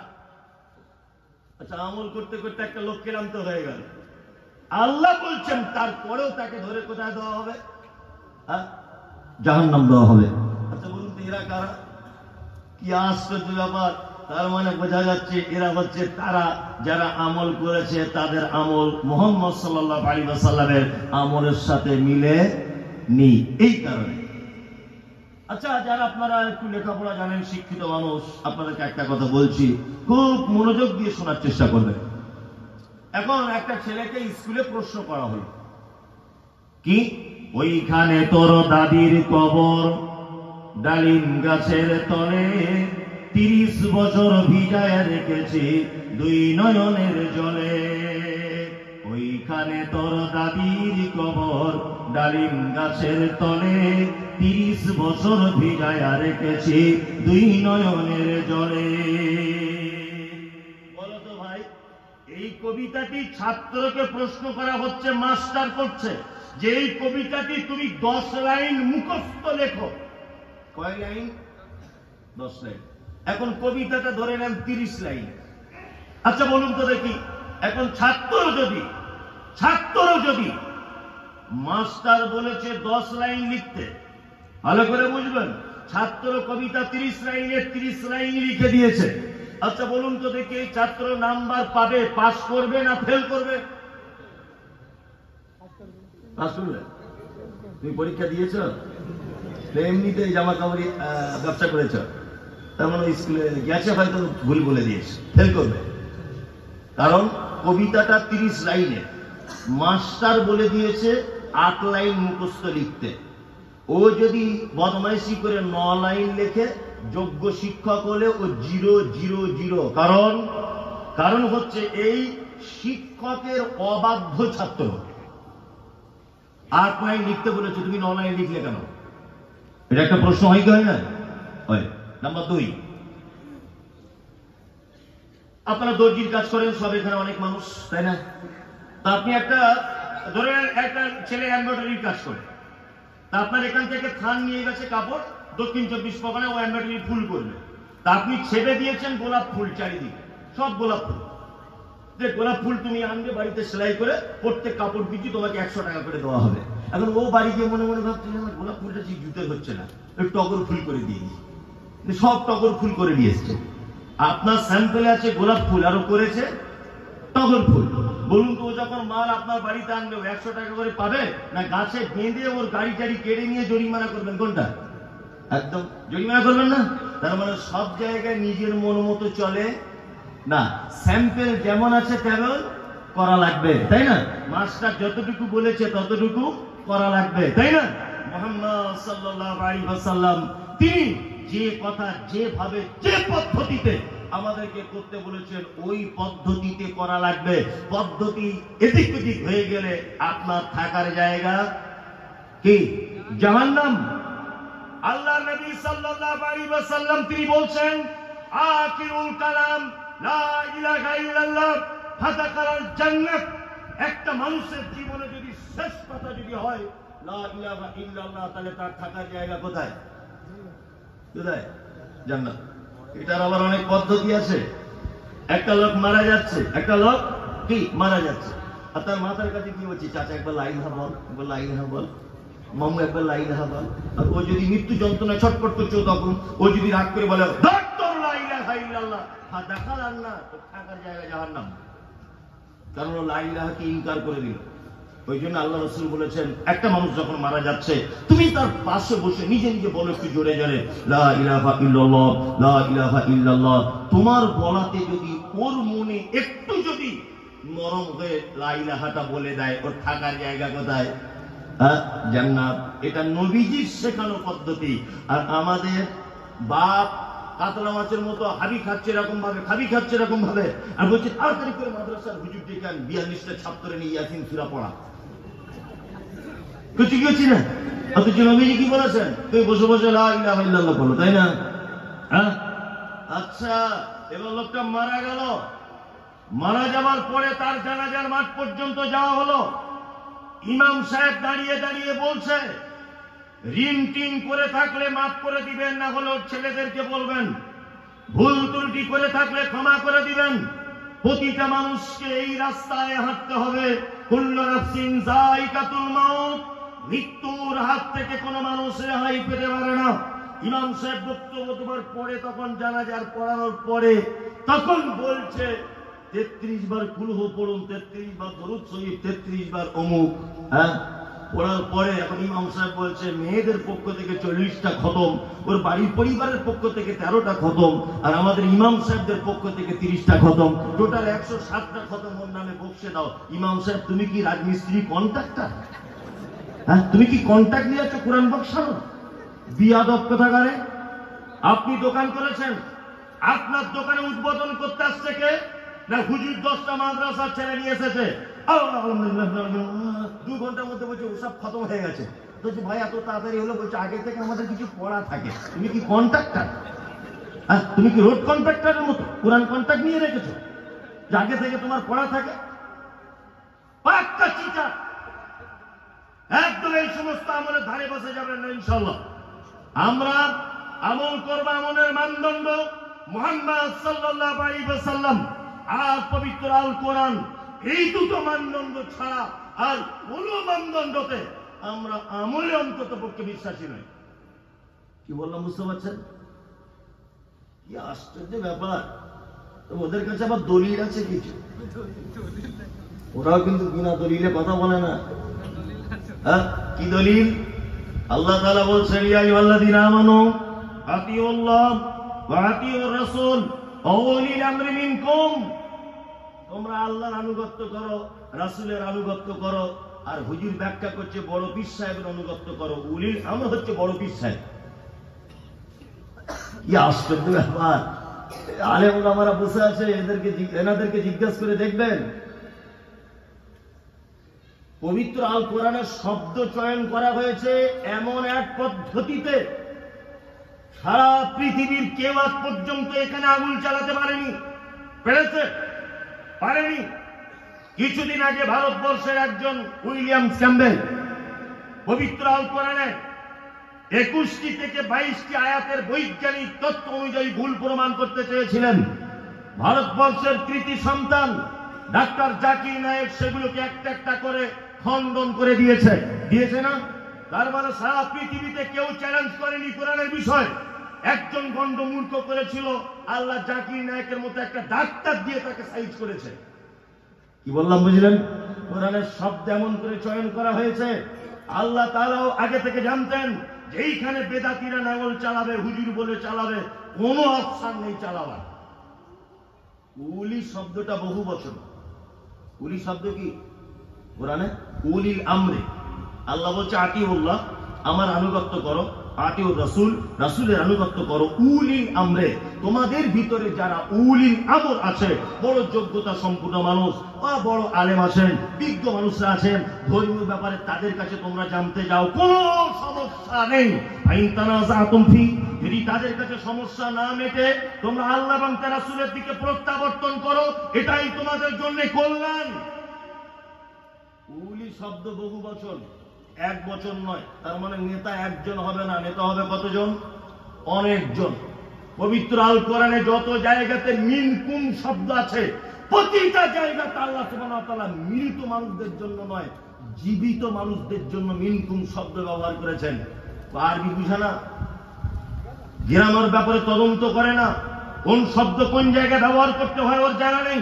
পবিত্র আল কোরআন আপনি খুলুন, সূরা বাকারাতে আল্লাহ তাআলা বলছেন, ইয়া আইয়ুহাল্লাযীনা আমানু কুতিবা আলাইকুমুস সিয়াম কামা কুতিবা আলাল্লাযীনা মিন ক্বাবলিকুম লাআল্লাকুম তাত্তাকুন আইয়ামাম মা'দুদাতিন ফামান কানা মিনকুম মারিজান আও আলা সাফারিন ফাইদ্দাতুম মিন আইয়ামিন উখরা। আল্লাহ বলছে তোমাদের জন্য রমজানের সিয়াম ফরজ। আমি সবটা মানে ব্যাখ্যা বিশ্লেষণ করছি না, এই জায়গাটা করছি। আল্লাহ তাআলা বলছেন ফামান কানা মিনকুম মারিজান, রমজান মাসে তোমাদের মধ্যে যদি কেউ অসুস্থ হয়ে যায়, আও আলা সাফারিন, আর যদি কেউ সফর অবস্থায় থাকে, ফাইদ্দাতুম মিন আইয়ামিন উখরা, তাহলে সে যেন এই দিনের গণনাগুলো অন্য দিনে যেন পূরণ করে দেয়। আচ্ছা, আল্লাহ বলছেন ফামান কানা মিনকুম মারিজান, তোমাদের মধ্যে বর্তমানে যারা অসুস্থ। আচ্ছা, আল্লাহ এখানে জীবিত মানুষদের কথা বলছে বর্তমানে, না মরে যাওয়া মানুষদের কথা বলছে? হ্যাঁ, জীবিত মানুষদের কথা বলছে না? জীবিত মানুষদের কথা বলছে কি বলছে না? বলছে। আরে মানে বোঝা যাচ্ছে ধর্মীয় ব্যাপারে যদি দ্বিধাদ্বন্দ্ব হয়, বর্তমান যারা জীবিত আছে, জীবিত সেই সমস্ত আলেমদের কাছে তোমরা যাও। মিনকুম, আল্লাহ বলছে তোমাদের মধ্যে বর্তমানে যারা আছে তাদের শরণাপন্ন তোমরা হও, তাই না? আর আমরা যখন বলতে যাচ্ছি তখন বলছে আবু হানিফা বলেছে। আবু হানিফা বেঁচে আছে? আছে? বলছে এটা কি? বলছে আব্দুল কাদের জিলানী বলেছে, বেঁচে আছে? আছে? এটা কে? বলছে ঘুটিয়া শরীফের পীর সাহেব বলেছে, বেঁচে আছে? এটা কে বলেছে? না এটা আজান গাছির পীর সাহেব বলেছে, বেঁচে আছে? এটা কে? না এটা ওই আপনার আজমির শরীফের খাজা মঈনুদ্দিন চিশতি বলেছে, ও বেঁচে আছে? ও বেঁচে নেই। তার মানে বোঝা যাচ্ছে ধর্মীয় বর্তমানে যে সমস্ত নেতা আছে, আমরা যদি সেই সুন্নাহর ব্যাপারটা বুঝতে না পারি, তাদের শরণাপন্ন হব। তাদের কাছে যদি সমস্যা না মেটে, তখন বর্তমানে যে সমস্ত ওলামায়ে কিরামগণ রয়েছেন তাদের দ্বারস্থ হব। এরপরও যদি আমাদের সমস্যা না মেটে, ফিরে আসতে হবে কোথায়? আল্লাহ এবং তার কি রাসূলের কাছে। আল্লাহু আকবার। অনেক কথা বললাম, আর মাত্র টাইম তো 38 মিনিট 35 মিনিট, তাই বলেছিলাম যেমন কর্ম তেমন ফল। আপনাদেরকে কিছু ভালো কর্ম সহিহ হাদিস থেকে বলে দিব, বলে দিই। আর আমরা এসব সহিহ হাদিস বললে না মানুষ সহ্য করতে পারে না, যে কোনো জায়গাতে ঝামেলা লেগে যাচ্ছে এখন শুধু সহিহ হাদিস বলার কারণে। আল্লাহু আকবার। এই তো আপনাদের হাওড়া জেলা, এটা নাকি কলকাতায় পাশের হাওড়া জেলার উলুবেড়িয়াতে গত বছরে প্রোগ্রাম করলাম। প্রোগ্রাম করার পরে স্টেজ থেকে নামলাম, রাস্তা দিয়ে আসছি, গাড়ি আটকে বোম মেরে দিয়েছে রাস্তাতে, গাড়িতে। আমি সোশ্যাল মিডিয়া দেখবেন, আমি শুধু একজন আমাকে প্রশ্ন করেছে পীর মানা যাবে কিনা। আমি শুধু বলেছি পীর মানা নয়, পীর ধরতে হবে অবশ্যই, পীর না ধরলে কোনো কাজ নেই। পীর ধরে গাছে বেঁধে কাঁচা কুঞ্চিলের পাচার চামড়া তুলে দিতে হবে, শুধু এইটা বলেছি। পীর ধরা যাবে, পীর ধরবে না, ধরবে কি? ওদেরই তো খুঁজছি আমরা। কি বলছি বুঝতে পারছেন না? একজনা প্রশ্ন করেছে আমাকে যে হুজুর পীর ধরা যাবে? ধরা ফরজ। ওকে ধরা যাবে না মানে পাছার চামড়া তুলে দিতে হবে ধরে, যে তুই তীর হলি কি করে বল। এইটা বলেছি বলে রাস্তাতে আমার বোম মেরে দিয়েছে। কি বললাম বুঝলেন? আমি একটা জিনিসে বিশ্বাস করি যে আল্লাহ ছাড়া তো আর কেউ বাঁচাবার লাইন নেই। আছে আছে নাই। এই বছরই আজ থেকে আমি 3 তারিখে বাংলাদেশে গেছি আর 1 তারিখে এসেছি, মানে 1 মাস বাংলাদেশে ছিলাম। তার আগে মালদা চাচলে এক জায়গায় প্রোগ্রাম করলাম। তো মালদা চাচলে প্রোগ্রাম করে স্টেজ থেকে নেমে ওই গ্রাম থেকে বার হতে 2-4 গাড়ি পুলিশ এসে তখন আমাকে বার করছে, মানে আমি আমার বার হওয়ার কোনো লাইন নাই। চারিদিকে লোক লাঠি সোটা নিয়ে দাঁড়িয়ে আছে মানে বলে, শুধু এইসব কথাগুলো বলে দিয়েছি তাই। আর আমার কাজ হচ্ছে, আমি সেই চিকিৎসক, রুগীর যদি হাত কেটে বাদ দিতে হয় বাদ দিয়ে দেবো, আমার কাছে ওই ছেঁড়া তাবলি দিয়ে সুস্থ করবো না। কি বলছি বুঝতে পারছেন না? যদি বুঝতে পারি ওর এখান থেকে কেটে বাদ দিতে হবে বাদ দিয়ে দেবো। আমি ওই ইনজেকশন দিয়ে ট্যাবলেট দিয়ে সারাবার চেষ্টা করবো না। হাদিসে আছে আর নেই এই দুটো জিনিস। কি বলছি বুঝতে পারছেন? হ্যাঁ। আর কিছু আবার আমাদের ভিতরে এরকম গোলক ধাঁধা আছে, বলছি এটাও চলবে ওটাও চলবে, আর এক চিজ। কি বলছি বুঝতে পারছেন না? আর এক চিজ আহলে হাদিস জায়গায় এসে পুরো আহলে হাদিস। এই যে রমজান মাসে আপনাদের মিঠাপুরিজের কোটি কোটি টাকা দান হয় মাদ্রাসায়, হয় না? কত যে বেদাতি মাদ্রাসায় যায়, এর জন্য কিয়ামতের দিন আপনাকে আসামির কাঠ গড়াতে দাঁড়াতেই হবে। আমি মুমতাজুল ইসলামের কথা বলে গেলাম, একটাও করে বেদাতি মাদ্রাসায় 10 টাকা দিয়ে সহযোগিতা করবেন না। আল্লাহ নবী সাল্লাল্লাহু আলাইহি ওয়াসাল্লামের হাদিস হচ্ছে এই, কোন বেদাতিকে সহযোগিতা করা যাবে না। মাদ্রাসায় আপনার জাকাতের টাকা আপনি দেন, আপনি সব দেন, আমার কোনো আপত্তি নেই। অবশ্যই জিজ্ঞাসা করে দেবেন যে এই মাদ্রাসায় ছেলে ফারেক হবার পরেই বলবে না তো 40 দিন খানা করা লাগবে? এটা এই মাদ্রাসা না তো, যে এখান থেকে মাদ্রাসায় ছাত্র বার হয়েই বলবে যে মরা মানুষের নামে 3টে গরু কিনে খানা করতে হবে? এটা এই মাদ্রাসা না তো, যে মাদ্রাসার ছাত্র বার হয়ে স্টেজে দাঁড়িয়ে বক্তব্য দিতে গিয়ে বলবেন আহলে হাদিস মানে ইহুদিদের দালাল? এটা এই মাদ্রাসা না তো। এই মাদ্রাসা যদি হয়, আপনি যদি 10 টাকা দিয়ে সহযোগিতা করেন, অবশ্যই এদের সহযোগিতার কারণে আপনাকে কিয়ামতের মাঠে জবাবদিহিতা করতে হবে। সারা বাংলা জুড়ে আমরা সহিহ হাদিস এবং কোরআনের দাওয়াত দিয়ে বেড়াবো, আর আপনার টাকা আছে বলে আপনি বেদাতীদেরকে সহযোগিতা করবেন? একদম নয়। সারা বাংলাতে যত সহিহ আকীদার মাদ্রাসা আছে, আপনি আপনার জাকাতের টাকা তারা আসুক আর না আসুক, আপনি তাদের কাছে পৌঁছে দিবেন, তবুও ভালো, কিন্তু বেদাতীদের সহযোগিতা করবেন না। রমজান মাসে যে সমস্ত বেদাতীরা মিডিয়া বুঝে ঘোরাফেরা করেন, এদেরকে চিহ্নিত করবেন, 1 টাকা দিয়ে সহযোগিতা করবেন, কোন প্রতিষ্ঠানে সহযোগিতা করবেন না 1 টাকা। এরা হচ্ছে দুশমন কার? মুহাম্মদ সাল্লাল্লাহু আলাইহি ওয়াসাল্লামের। দুশমন কার? মুহাম্মদ সাল্লাল্লাহু আলাইহি ওয়াসাল্লামের। খুব সাবধান, ওরা হক কথা সহ্য করতে পারে। একটা ছোট্ট করে উদাহরণ পেশ করি, তারপরে আমি কিছু হাদিস বলছি। একটা ম্যাথর বুঝেন? ম্যাথর পায়খানা পরিষ্কার করে। একটা ম্যাথর সারাদিন পায়খানা পরিষ্কার করতে করতে দুপুরবেলাতে ক্লান্ত হয়ে গেছে। ক্লান্ত হয়ে রাস্তা দিয়ে আস্তে আস্তে একটা বট গাছের তলাতে বসে আছে, হাওয়া খাচ্ছে। এখন ওই রাস্তা দিয়ে একটা আতরওয়ালা ফেরি করে আতর বিক্রি করে মসজিদে মসজিদে, ও যাচ্ছিল। এখন যেতে যেতে ও ওই বট গাছের তলায় বসে আছে, খুব সুন্দর ফিরফির করে হাওয়া হচ্ছে। এখন আতরওয়ালা ওর পাশে বসিয়ে নাক যাচ্ছে, তখন আতরওয়ালা বলছে, ম্যাথর তখন বলছে, ভাই আপনি আমার ঝাঁটা আর বালতি দেখে বুঝতে পারছেন না? নাক ধরে আপনি আমাকে কেন অপমান করছেন? আমি তো ম্যাথর। ও তখন বলছে আতরওয়ালা, যে ভাই যদি আপনি কিছু মনে না করেন একটা কথা বলবো। বলছে কি? বলছে আপনারও একটু ছায়াতে বসার প্রয়োজন, আমারও ছায়াতে বসার প্রয়োজন। তা 2 ভাই যখন একটু দীর্ঘ টাইম এখানে বসবো, তাহলে আমার কাছে জান্নাতুল ফেরদাউস আছে, একটু আপনার গায়ে মেরে দেবো, কারণ আপনার গা দিয়ে একটু গন্ধ বার হচ্ছে। ও তো জান্নাতুল ফেরদাউস আতরের নাম বুঝে না। আমি বলছি তাহলে ভাই আপনার যদি সুবিধা হয় আর আপনার যদি অসুবিধা না থাকে আপনি দেন। ও তখন কি করেছে, বাক্স থেকে জান্নাতুল ফেরদাউস আতর পিওর মাল বাল করে বগলে লাগিয়ে দিয়েছে। কি বললাম? যাতে ওর গা দিয়ে গন্ধ না বার হয়। এইটা লাগানোর পরই ও এরকম করে টেনে ছটপট ছটপট করে অজ্ঞান হয়ে পড়ে গেল। আতরওয়ালা দেখছে তো মহাবিপদ, এতক্ষণ ছিল ভালো, এখন এরকম হয়ে গেল। তাড়াতাড়ি করে টোটো ডেকে ওকে ওই কলকাতার একটা হসপিটালে নিয়ে গেল। ডাক্তারবাবু জিজ্ঞাসা করে বলছে রুগীর হয়েছে কি চাচা? বলছে বাপ এই ব্যাপার, আমি আতরওয়ালা ও ম্যাথর একটু জান্নাতুল ফেরদাউস মেরে দিয়েছি, নিয়ে অজ্ঞান হয়ে গেছে। কি মরে যাবে নাকি এখন? বুঝতে পারছেন না? তখন ডাক্তার তো শিক্ষিত ছেলে, ও তো জ্ঞানী ছেলে। ও তখন একটা কথা বলছে, শুনুন চাচা, এক কাজ করুন, এর তেমন কিছু হয়নি, একটা ওষুধেই ভালো হয়ে যাবে। তো বলছি কি? বলছে হসপিটালের পিছনের দিকে দেখুন অনেক পায়খানা ঘর আছে, এক লাইনে 20-22টা হবে, ওইখান থেকে কাঁচা মাল হোক আর পুরাতন মাল হোক একটু কাঠি করে তুলে আনো, এনে ওর নাকে ঘুষে দেয়। কাঁচা মাল হোক পুরাতন হোক একটু এনে ওর নাকে ঘষে দিয়েছে, ও চাক করে লাফ মেরে উঠেছে। তখন আব্দুল্লাহ বলছে, ভাই আপনি তো ডাক্তার না, আপনি তো জাদুকর। হ্যাঁ, আপনি ডাক্তার না জাদুকর?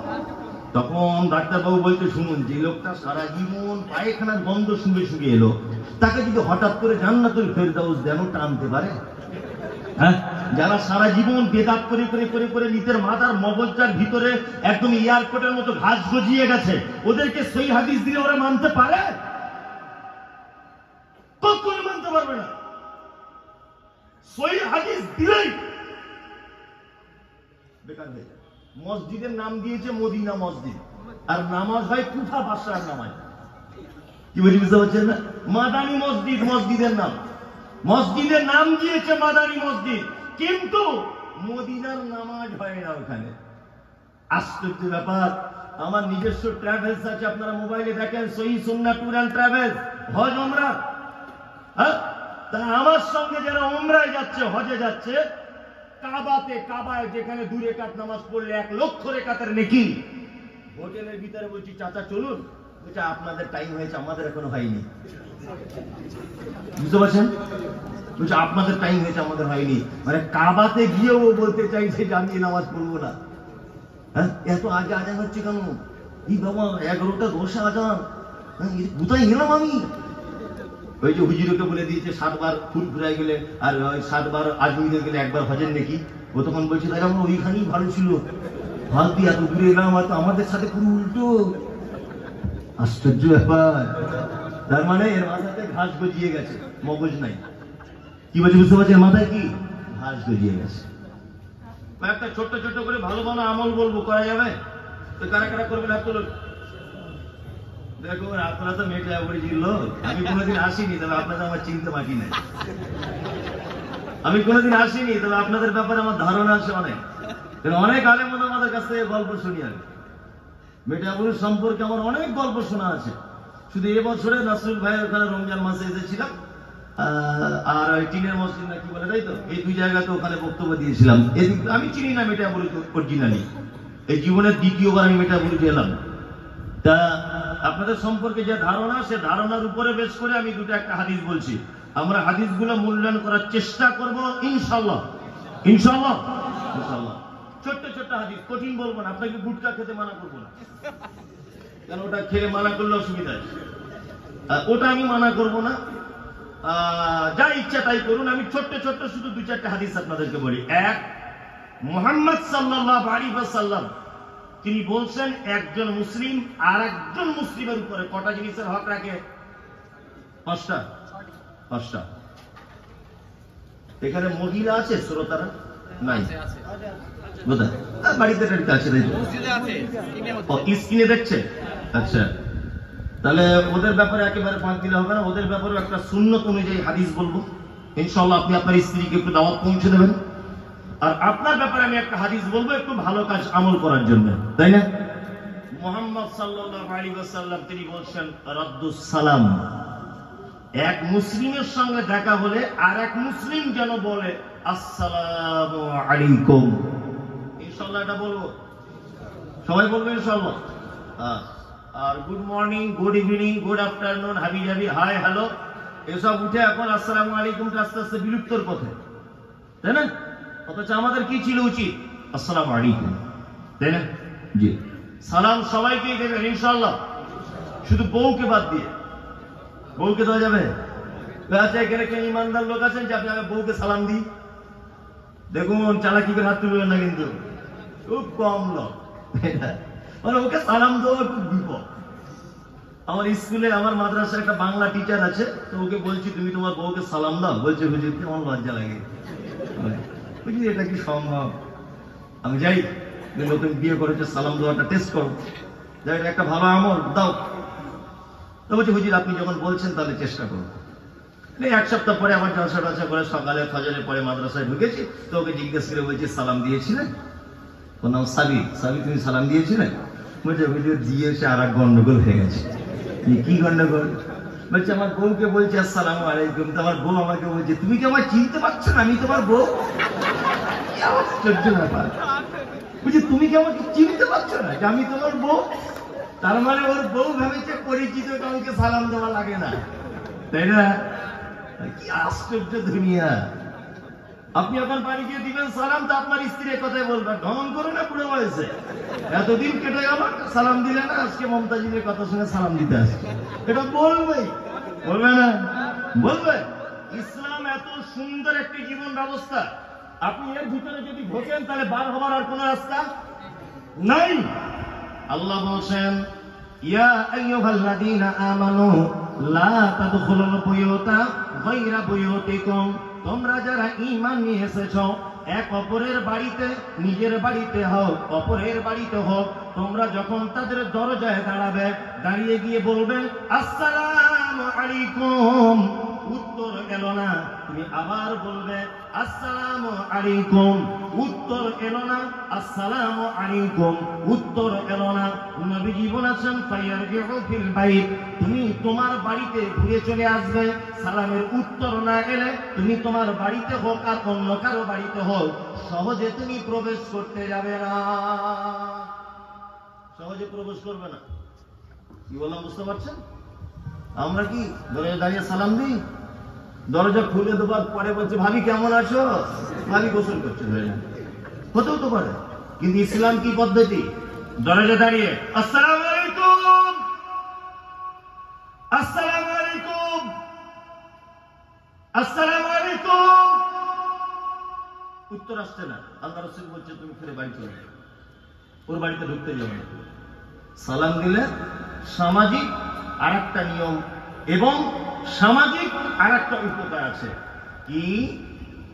আপনি বাড়িতে ছিলেন না, আপনার 15 বছরের বেটিটা তার মায়ের সাথে বাড়িতে ছিল, এই হাড় কাঁপানো আপনার জানুয়ারি মাসের শীতে আপনি বাড়িতে না থাকার কারণে আপনার স্ত্রী আপনার বেটিকে রোদ দূরে বসিয়ে গায়ে তেল লাগিয়ে দিচ্ছে, মেয়েটার পরনে ভালো জামা নাই, গায়ে ওড়না নাই, মাথাতে চাদর নাই, পায়জামা নয়, হালকা প্যান্ট পরে রয়েছে, কারণ মা আর বেটি দুজন আছে বলে, পুরুষ মানুষ কেউ নেই বলে।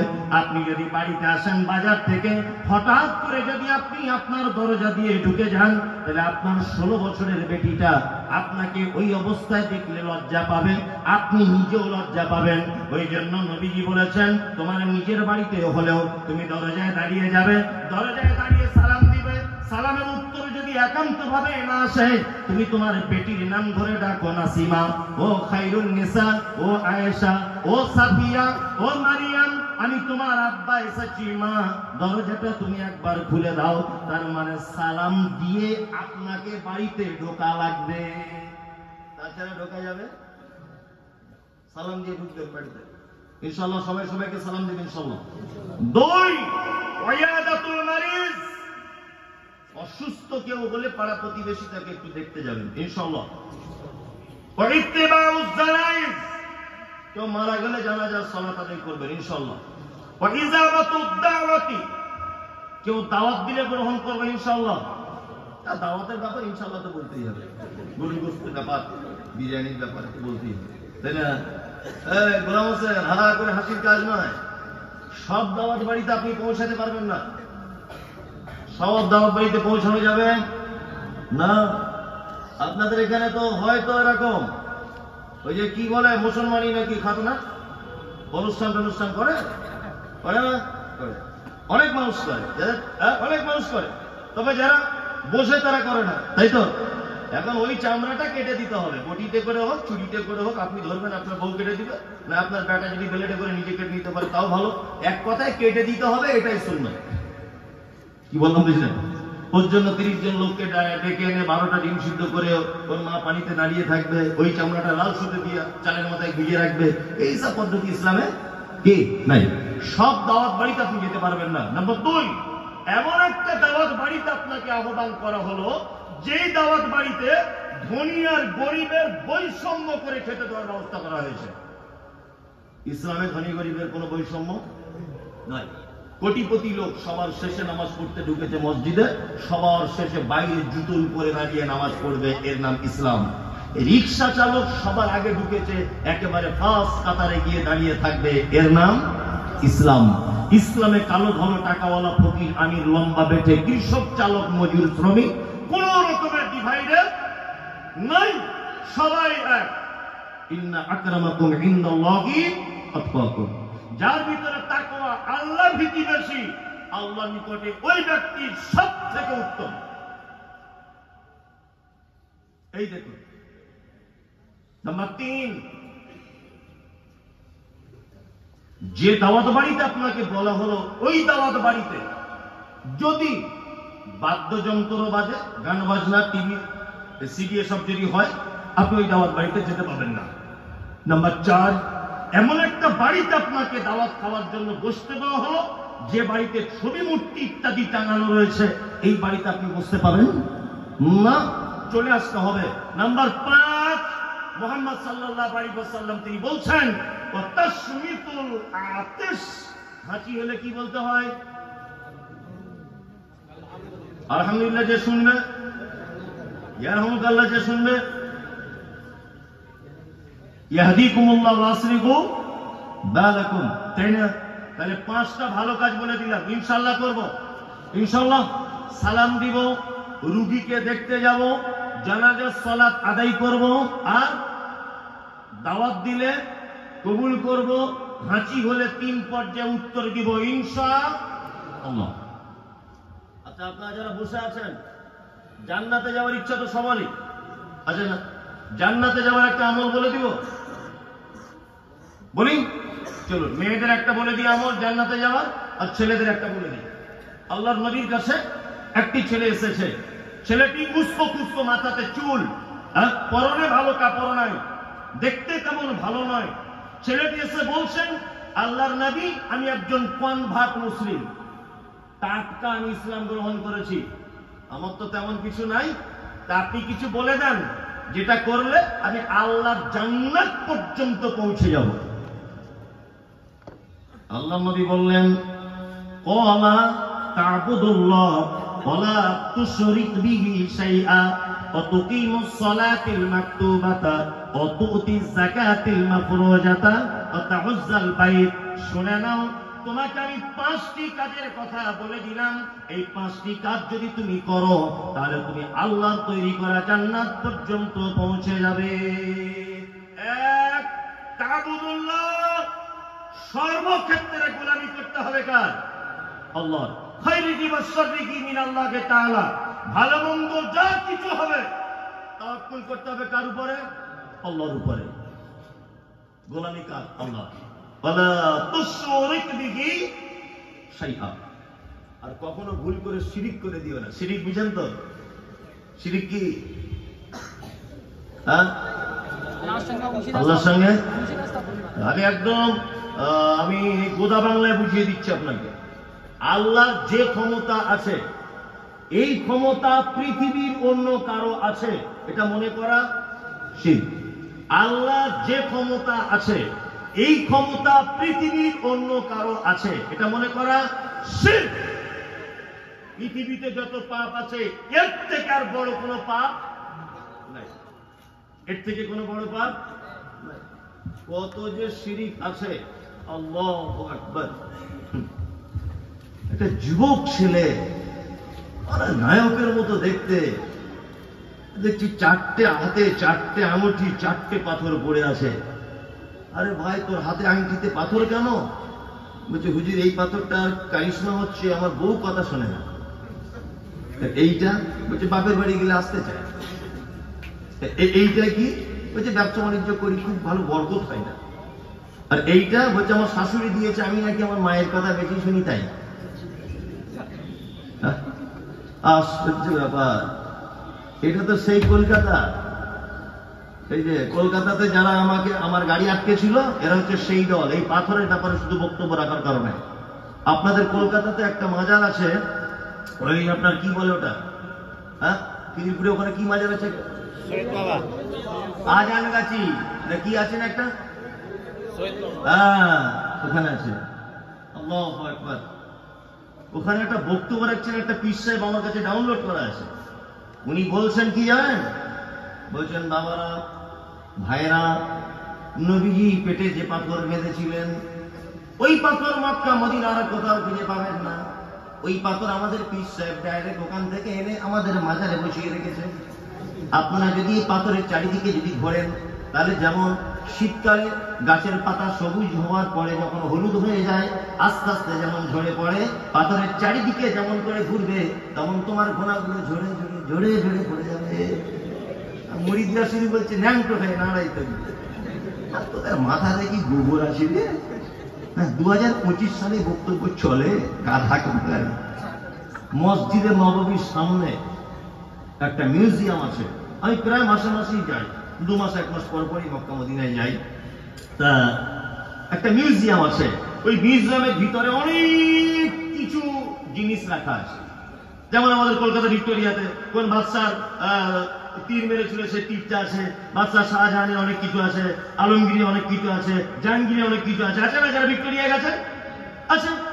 ঠিক তেমন আজ থেকে 500 বছর আগে মক্কা কেমন ছিল, আজ থেকে 1000 বছর আগে মদিনা কেমন ছিল, এইগুলো সব একটা ছবি আকারে এবং তৈরি করে সুন্দর করে তৈরি করে আসে। আমার মোবাইলে অনেক সময় একটা একটা জিনিস দেখতে পাই, কি কেউ পোস্ট করেছে, বলছে এটা মা ফাতেমার হাঁড়ি,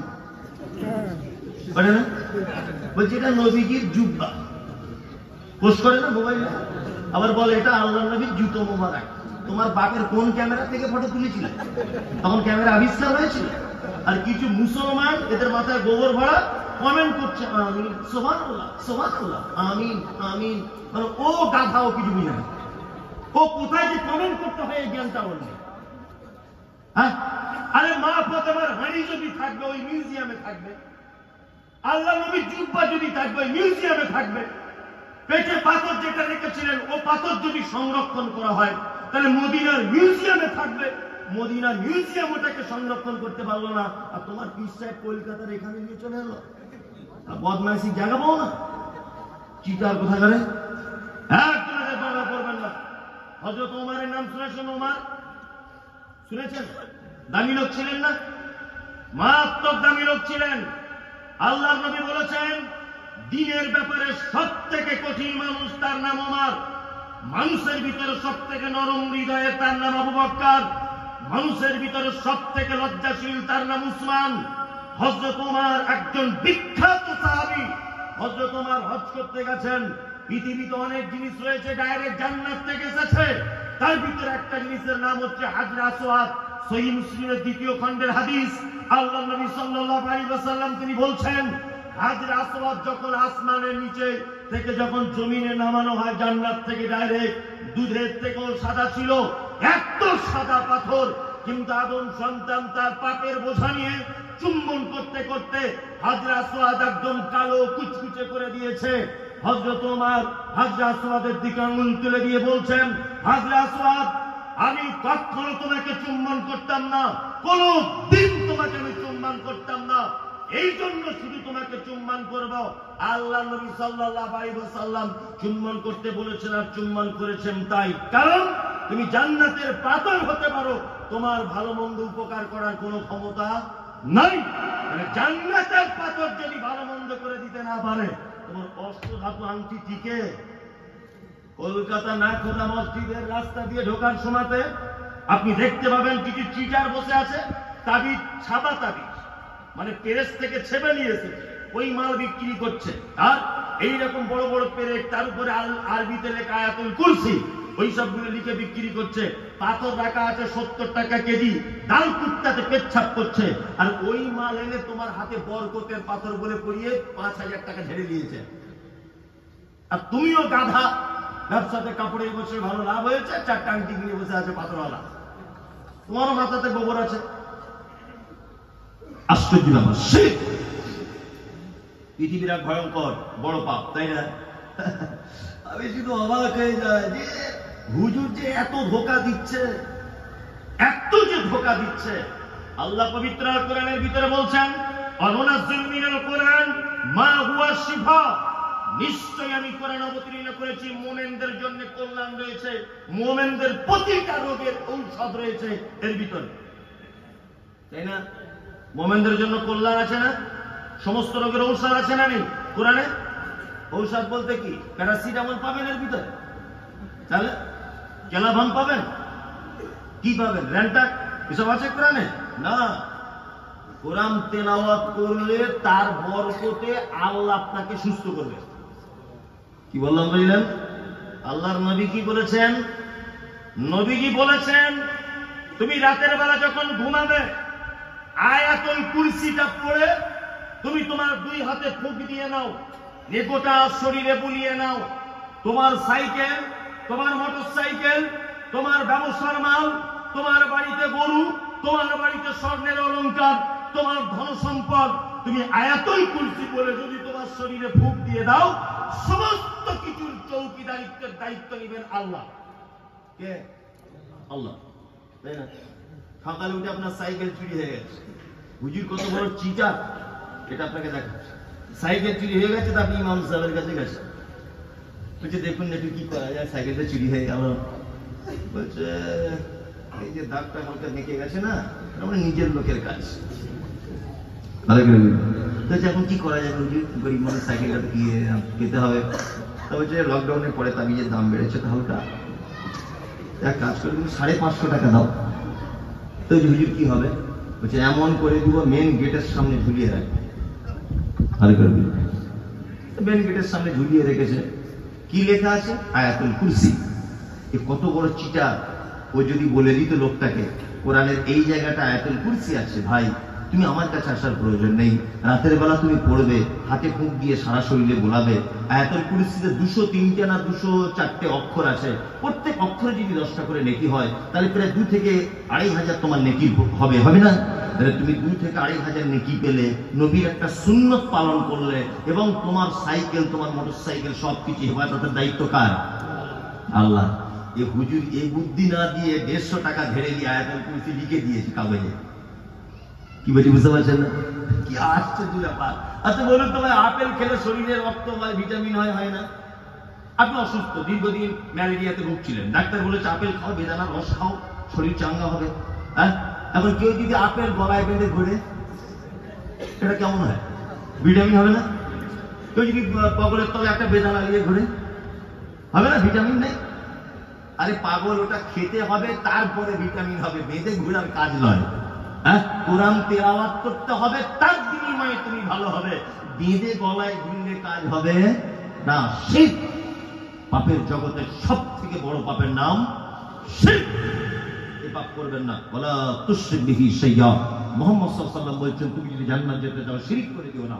ও তুকিমুস সালাতিল মাকতুবাতা, ভুল করে কখনো ফরজ সালাত ছেড়ে দিও না।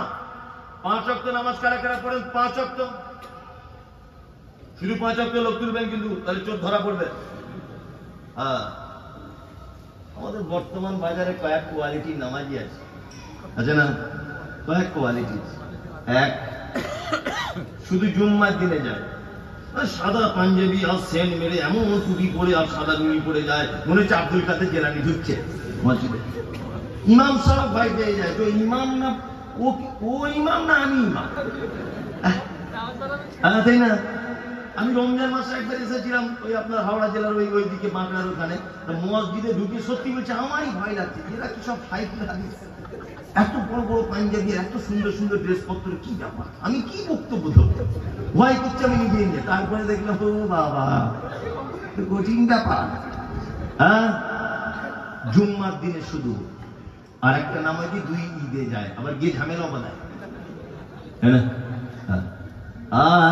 আর একটা নামাজি আছে জোহরে যায়, আসরে যায়, মাগরিবে দোকান খোলে, এশায় দোকান বন্ধ করে, ফজরে শীতকালে ঘুম ভাঙে না, এরকম নামাজি একটা আছে, তাই না? আর একটা নামাজি আছে, ও কিন্তু 5 ওয়াক্তই পড়ে, কপালে দাগ হয়ে গেছে, হাঁটুতে ঘাঁটা পড়ে গেছে, 5 ওয়াক্তই পড়ে, কিন্তু চাচা কিছু বুঝে না, এমনিতেই পড়ে। তাদেরকে আত্মাইয়াতটা বলে তো, বলছি বাপ ওটা জানি না। আচ্ছা আচ্ছা আচ্ছা, দুয়ের সানাটা বলো তো, আল্লাহুম্মা বাইদ বাইনি ওয়া বাইনা খাতায়াকুমা, বাপ এটা বলো তো। বলছে আমাকে লজ্জা দিও না বাপ, আমার একটা মুখস্থ নেই। আবার কিছু লোক আছে তাদের ভোল্টেজ খুব। আচ্ছা বলুন তো, সেজদা যখন দিবেন পায়ে এরকম জমা হয়ে থাকবে না ফাঁক হয়ে থাকবে? জমা হয়ে। তো একটা লোক এরকম করে আছে বয়স্ক, তো তাকে গিয়ে বলছি চাচা একটু এরকম করে নাও, এটা ভালো। তখন বলছে তোর কবরে তুই যাবি, আমার কবরে আমি যাবো, বেশি বলবি না। কি উত্তর দিবে না? হ্যাঁ, বলছে এই কারণেই তো মসজিদে আসি, তোদের জামাতে আসি না। এরকম নামাজি আছে না? আল্লাহু আকবার। আপনি হাসছেন, আমি এগুলো বড় বাস্তব কথা বলছি, বাস্তব না, বড় বাস্তব। ওই লোকটাকে জিজ্ঞেস করছি, চাচা দুইটা সেজদার মাঝখানে কি দোয়া বলতে হয়? বাপ ওটা জিভ ধরে না, কি আর বলবো বুঝে উঠতে পারছি না। তা আমি দোয়া জানি না জানি বাপ, আমি নামাজ মিস করি না। ভালো করে বুঝবেন, তাহলে ও নিজের মন থেকে বললো, নিজের জবান থেকে বললো, কোনো দোয়া জানে না। কিন্তু ওই লোকটাকে দেখবেন আল্লাহু আকবার, সামি আল্লাহু লিমান হামিদা, ঠোঁট লাগছে। চাচা তুমি যে দোয়া জানো না, ঠোঁট লাগছো কেন? তার মানে বুঝতে পারলাম এতদিন মানুষকে তুমি ধোঁকা দিয়েছো, তুমি এবার আল্লাহর ঘরে আল্লাহকে ধোঁকা দিতে ঢুকেছো। আর কতদিন চলবে এইভাবে? সারা ভারতবর্ষের রতন হাফেজ আইনুল বারী আলিয়াবি সাহেব দিন দুঃখীদের যারা বুঝবে না রে ধনী, কেমন করে চলে তাদের জীবন তরিখানি, বাদশা আমির মহাসুখে কাটায় জীবন সবে, গরিব দুঃখীর ব্যথার খবর বুঝবে তারা কবে। এইসব কবিতা আমি রহমানিয়া মাদ্রাসায় ছোটতে পড়ে মুখস্থ করেছি, অজস্র দরুদ শিখেছি ওনার বই থেকে। আপনাদের এলাকাতে সেই রতনের জন্ম হয়েছিল, আজ তিনি আর নেই। এই এলাকার মানুষ সর্বপ্রথম আহলে হাদিসদের পক্ষ নিয়ে সারা বাংলাতে তিনি বই লেখা শুরু করেছিলেন। তিনি সর্বপ্রথম সালাতে মুবাশশির, আপনার অন্যান্য অনেক বই, তাফসীর আইনি অনেক কিছু বই তিনি লিখেছেন। উনি প্রথম কলম ধরেছিলেন বাংলার আহলে হাদিসদের পক্ষ থেকে। আর সেই আহলে হাদিস এখনো যদি ঠোঁট নাড়িয়ে আল্লাহকে ধোঁকা দেয়, তোমার নামাজ কবুল হচ্ছে না। তোমার বাড়িতে টিভি আছে, তোমার বাড়িতে প্রেসার কুকার, তোমার বাড়িতে ফ্রিজ, তোমার বাড়িতে গিজার, তোমার বাড়িতে ওয়াশিং মেশিন, তোমার বাড়িতে সব কিছু আছে। দুঃখের বিষয় একটা নামাজ শিক্ষার বই নেই। দুঃখের বিষয় তুমি একটা দোয়া এক মাসে মুখস্থ করতে পারো না। তুমি রফিকের গান মুখস্থ করতে পারো, তুমি রানু মণ্ডলের গান মুখস্থ করতে পারো, তুমি রফিকের গান জানো, তুমি কুমার শানুর গান মুখস্থ করে রেখে দিয়েছো 12 লাইনের। কিন্তু দুঃখের বিষয় তুমি এখনো পর্যন্ত সূরা ফাতিহা মুখস্থ করতে পারো না। তোমার জন্য এটা লজ্জা, তোমার জন্য এটা কি লজ্জা। আর কতদিন ঠোঁট লাড়িয়ে চিটিংবাজি করে চলবে? এবার কিছু শিখুন। হ্যাঁ, এসব 2 নম্বরই করে চলে। পাঞ্জাবি সাদা, দাড়ি আপনার সুন্দর, টুপি আপনার খুব দামি, আতর আপনার দামি, অথচ এক ওয়াক্তের নামাজ আপনার মিস নেই, কিন্তু একটা দোয়া আপনি জানেন না। এগুলো শেখার চেষ্টা করতে হবে না? হ্যাঁ, করতে হবে কি হবে না? সালাত ফরজ আদায় করুন। অতুতি যাকাতিল মাফরুজাতা, যাকাত বুঝে দিয়ে দেন। যাকাত আপনার সম্পদ নয়, মাথায় রাখবেন এটা। কি বললাম বুঝলেন? আর একটা কথা বলছি, এটা শুনে রেখে দেন। যাকাত রমজান মাসে দেন, আলহামদুলিল্লাহ, খুবই ভালো, আপনারা খুবই যাকাত দেন, এটা আলহামদুলিল্লাহ। তবে যাকাত দিয়ে যে শুধু জান্নাত যাওয়া যাবে তা নয়, সাধারণ কিছু দান এবং সাদকা করতে হবে। কি বললাম বুঝলেন? আর যাকাত দিলে তো মাল পবিত্র হয়, আর ওই পবিত্র মাল থেকে যদি এবার কিছু দেন, ওর নাম সাদকা বা দান। মুহাম্মদ সাল্লাল্লাহু আলাইহি ওয়াসাল্লাম তিনি বলছেন, ইত্তাকুন নার, তোমরা জাহান্নাম থেকে যে কোনো মূল্যে বাঁচো। আলা বিশিক্কি তামারিন, তুমি যে খাজুরটা খাচ্ছিলে, জাহান্নাম থেকে বাঁচার কোনো উপায় নেই। তুমি যে খাজুরটা খাচ্ছিলে, ওই খাজুরটা খেতে খেতে অর্ধেক তোমার হাতে থেকে গেছে, ওই অর্ধেকটা তুমি আল্লাহর রাস্তায় সাদকা করে দাও, তার বিনিময়ে জাহান্নাম থেকে বাঁচো। দান করবেন। শুধু যাকাত দিয়ে মিঠাপুরীদের মানুষ, কলকাতার মানুষ পরিত্রাণ পাবে এ আশা নয়। দান করবেন, সাধারণ দান বেশি বেশি করে করবেন। আপনি যদি জীবনে ধনীজীবী হতে চান, আপনি দান করা শিখুন। আল্লাহকে বলছি, এলাকার সব থেকে ধনী আপনি হবেন ইনশাআল্লাহ। আপনি দান করা শিখুন, সব থেকে ধনী আপনি হবেন। একটা মজার হাদিস আপনাদের সামনে বলি। আচ্ছা, একটা মানুষ যখন মারা যায়, আর মারা যাবার 2-1 মিনিট আগে পর্যন্ত মায়েরা, চাচিরা, খালারা, নারীরা কি করি আমরা? কি করি? তার গালে পানি দিই। পানি দিই না? ফুপু এসে বলে ভাইয়ের গালে একটু পানি দিই, শেষ পানিটা দিয়ে দিই। বড় ভাই বলে আমি একটু দিয়ে দিই। ওর স্ত্রী বলে আর জীবনের মতো দিতে পারবো না, একটু দিয়ে দিই, বলে কি বলে না? আচ্ছা বলুন তো, ওই লোকটা কি তখন পানি চায়? যেমন একটু পানি দাও, আর ওকে একটু গরম দুধ চায়? কি চায়? এসবগুলো বোঝেন না আপনারা? আল্লাহর নবী বললেন, একজন ইমানদারের আত্মাকে যখন মালাকুল মউত যখন বার করে নেয়, তার পাশের স্ত্রী বুঝতে পারে না, তার বেটি বুঝতে পারে না, তার বেটা বুঝতে পারে না, এমন করে তার আত্মাটাকে বার করা হয়। দুধের শিশু যেমন মায়ের কোলে ঘুমিয়ে যায়, কিন্তু একটা বদমাইশ লোক যখন হয়, তার আত্মাটাকে এত কঠিন করে মালাকুল মউত ধরে নেয় যে তার আত্মার সাথে সাথে তার চোখ, তার নাক, তার দাঁত, তার সমস্ত শিরা উপশিরা গুলো যেন ছিঁড়ে চলে আসে। ওই লোকটা তখন কঠিন যন্ত্রণার কারণে বলে, কি বলে? ফায়াকুলা রাব্বি লাউলা আখখারতানি ইলা আজালিন করিব ফাআসাদদাকা ওয়া আকুম মিনাস সালিহিন। হে আমার প্রতিপালক, 1 মিনিট আর দুনিয়া নামক জায়গাতে আমার থাকার জায়গা নাই, আমার কাছে মালাকুল মউত চলে এসেছে, আল্লাহ তুমি আমাকে একটুখানি টাইম দাও। ফাআসাদদাকা ওয়া আকুম মিনাস সালিহিন, আমাকে আর 2 মিনিট টাইম দাও, আমাকে আর 1 মিনিট টাইম দাও, আমি আবার বেটা বুড়ির বাজারে চলে যাই, আমি আমার বাড়িতে চলে যাই, আমি গিয়ে কিছু সাদকা করে আসি, কিছু দান করে আসি, তারপরে আল্লাহ তোমার সঙ্গে আমি সাক্ষাৎ করব। একটা মানুষ জীবনের শেষ ইচ্ছাটা কি? গরম পানি খাওয়া, ঠান্ডা পানি? কি? আল্লাহ টাইম দাও, দান করি, তাই না? আচ্ছা ওই লোকটা তো এই কথা বলতে পারতো, আল্লাহ একটু টাইম দাও, 2 রাকাত নামাজ পড়ি, বলতে পারতো না? আল্লাহ টাইম দাও, আরেকবার মক্কা থেকে ঘুরে আসি, আল্লাহ একটু টাইম দাও, আমি একটা রোজা করি। আচ্ছা বলুন তো, একটা রোজা পূর্ণ করতে গেলে কতক্ষণ টাইম লাগে? 15 থেকে 16 ঘন্টা, তাই না? আর নামাজ 2 রাকাত পড়তে গেলে ওযু করতে হবে, পবিত্র হতে হবে, মোটামুটি 2 রাকাত নামাজে 20 মিনিট, গোসল করা থেকে, পবিত্রতা থেকে, তাই না? আর যদি বলে লোকটা হজ করবো, আল্লাহ একটু টাইম দাও, হজ করে আসি, তাহলে 1 মাস 1.5 মাসের ব্যাপার, তাই না? কিন্তু ওই লোকটা কি বলছে? ফাআসাদদাকা ওয়া আকুম মিনাস সালিহিন, আল্লাহ আমাকে একটু টাইম দাও, আমি কিছু সাদকা করে আসি, দান করে আসি। তার মানে পৃথিবীতে যত ইবাদত আছে, সর্ব উৎকৃষ্ট ইবাদত এবং কোন পদ্ধতি ছাড়াই সে ইবাদত করা যায়, তার নাম দান বা সাদকা। ভিখারি শুধু হাত পেতেছে লা ইলাহা ইল্লাল্লাহ, পকেটে পয়সা ছিল 2 টাকা, তাড়াতাড়ি করে হাতে তার দিয়ে, ও ছেলে না মেয়ে, ও কানা না খোঁড়া, লম্বা না বেটে, এটা দেখার টাইম আছে? বলুন আছে? নাই। দান হচ্ছে এত উন্নত মানের একটি ইবাদত, যে ইবাদতের ব্যাপারে কত যে হাদিস আছে আল্লাহু আ'লাম, আল্লাহ ভালো জানেন। আমি ও কথা আপনাকে বলছি না, সেটা হচ্ছে এই, আল্লাহ নবী সাল্লাল্লাহু আলাইহি ওয়াসাল্লাম তিনি বলেছেন, অতুতি যাকাতিল মাফরুজাতা, জান্নাত যদি যেতে চাও তাহলে তুমি তোমার যাকাতকে বুঝে দিয়ে দাও। অতাহুজাল বাইত, টাকা যদি থাকে মক্কা থেকে একবার ঘুরে আসার মতো যাওয়া আসার টাকা যদি থাকে, একবার তুমি হজ কাজ সম্পূর্ণ করে নাও। ওই ছেলেটি যে নতুন ইসলাম গ্রহণ করেছে, তার প্রশ্নের জবাব বলছি না? হ্যাঁ, আল্লাহর নবী বলছেন, আল্লাহর নবীকে জিজ্ঞাসা করে বলছেন, ছেলেটা, ও দয়ার নবী গো, আমি এর বেশিও করব না, এর কমও করব না, আমি কি জান্নাত যেতে পারবো? নবীজি বলেছেন, তুমি যদি 5টা জিনিসের উপরে যদি দাঁড়িয়ে থাকতে পারো, আমি নবী বলছি তোমার জন্য জান্নাত রেডি করা আছে, তোমার জন্য জান্নাত রেডি। 5টা জিনিস। আমি একটা হাদিস খুব ইচ্ছা করছিলাম যে মেয়েদের ব্যাপারে একটা হাদিস বলে দিই, খুব সুন্দর একটি আমল, কিন্তু 12টা, আমার টাইম 12টা বেজে গেছে, আর বলার পরিস্থিতি নেই।